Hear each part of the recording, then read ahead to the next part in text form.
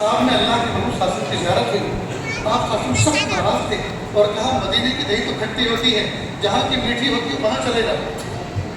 اب یہ شخص شوق سے بیدار ہوا، گھبرایا ہوا، کسی اللہ کے ولی سے پوچھا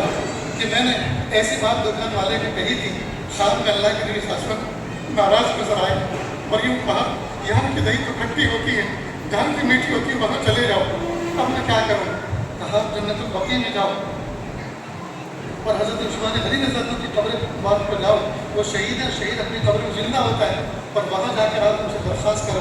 کہ اللہ کے نبی قاسم سے سفارش کر دیں اور وہ راضی ہو جائیں۔ اللہ کی شان یہ گئی کہ رات کو خواب میں حضرت عثمان غنی رضی اللہ عنہ کی زیارت ہوئی، انہوں نے فرمایا اللہ کے محبوب نے فرمایا یہاں کی دہی تو کھٹی ہوتی ہے اور جہاں کی میٹھی ہوتی ہے وہاں چلے جاؤ۔ یوں کہا ہے چلے جاؤ، تو چلے جانے پر عمل کر لو تو ایمان بچ جائے گا، ورنہ ایمان بھی چھن جائے گا۔ روتے دھوتے دوسرے دن وہ شخص مدینہ چھوڑ کے رخصت ہوا۔ تو اس لیے مدینہ پاک کی کسی چیز میں عیب نہ نکالے،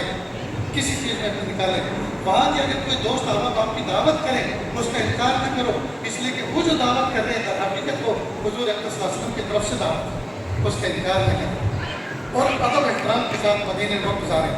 یہ باتیں یاد رہے گی دوستوں، جب آخری دن ہو اور حضور اکرم صلی اللہ علیہ وسلم کو آخری سلام کہہ کے آپ مدینہ منورہ سے رخصت ہو تو ایک کام اور کریں، وہ یہ کہیں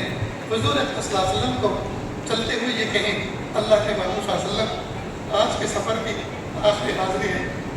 لیکن یہ زندگی کی آخری حاضری نہ ہو، دعا فرما دیجیے اللہ پاک ہمیں بار بار آنا نصیب فرمائے۔ اور یہ بھی کہیں اللہ کے محبوب صلی اللہ علیہ وسلم ہم اپنے وطن میں دیکھتے ہیں، اپنے بچوں کو دیکھتے ہیں کہ بچے جب قیمتی چیز سے کھیلتے ہیں، کوئی قیمتی چیز کے وہ مالک ہوتے ہیں، تو جب اسکول پہ جاتے ہیں، سفر پہ جاتے ہیں، وہ قیمتی چیز ماں باپ کے پاس رکھے جاتے ہیں، امی اس کو سنبھالو، ابو اس کو سنبھالو، جب میں واپس آؤں گا تو لے لوں گا، پر ہم ان کو واپس دے دیتے ہیں۔ اللہ کے محبوب صلی اللہ علیہ وسلم آپ سے بڑا امین کون ہو سکتا ہے، آپ سے بڑا امانت دار کون ہو سکتا ہے؟ آج میں کلمہ آپ کے سامنے پڑھتا ہوں اور یہ امانت آپ کے سب پاس رکھ کے جا رہا ہوں، قیامت کے دن میدان محشر میں مجھے اس امانت کی ضرورت پڑے گی تو مجھے یہ واپس لوٹا دینا۔ تو اللہ کے محبوب صلی اللہ علیہ وسلم کے پاس اپنے کلمے کو امانت کے طور پہ رکھ کے رہیں، تاکہ اللہ کے محبوب صلی اللہ علیہ وسلم سے بڑھ کر امانت دار کون ہو سکتا ہے؟ تاکہ قیامت کے دن وہ اللہ کے سامنے گواہی دے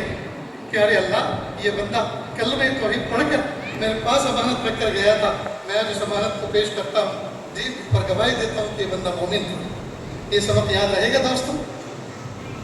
نیز اللہ کے محبوب صلی اللہ علیہ وسلم کو اللہ کے محبوب صلی اللہ علیہ وسلم ہندوستان سے آیا ہوں، شہر حیدرآباد سے آیا ہوں، کریم نگر سے آیا ہوں، میرے وطن والوں نے، میرے بوڑھے ماں باپ نے، میرے دوست احباب نے، میرے محسنین نے، میرے اساتذہ نے، میرے ساتھ شفقت کا معاملہ کرنے والوں نے، دیتا ہے تو اور بندوں کا تیرے سوا کون ہے، رزق پر جس کے پلتے ہے شاہ و گدا،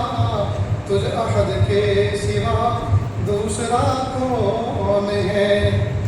کون مقبول ہے کون مردود ہے، کون مقبول ہے کون مردود ہے، بے خبر کیا خبر تجھ کو کیا کون ہے، جب تلیں گے عمل سب کے میزان پر، جب تلیں گے عمل سب کے میزان پر، تب کھلے گا کہ کھوٹا کھرا کون ہے، جب تلیں گے عمل سب کے میزان پر، تب کھلے گا کہ کھوٹا کھرا کون ہے، اے فقیر سے کو تو فضل تاری سمجھی، ورنہ تیری طرف دیکھتا کون ہے، کس سے مانگے کہاں جائیں، کس سے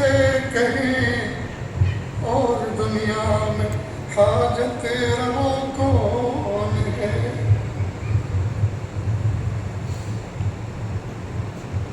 لا الہ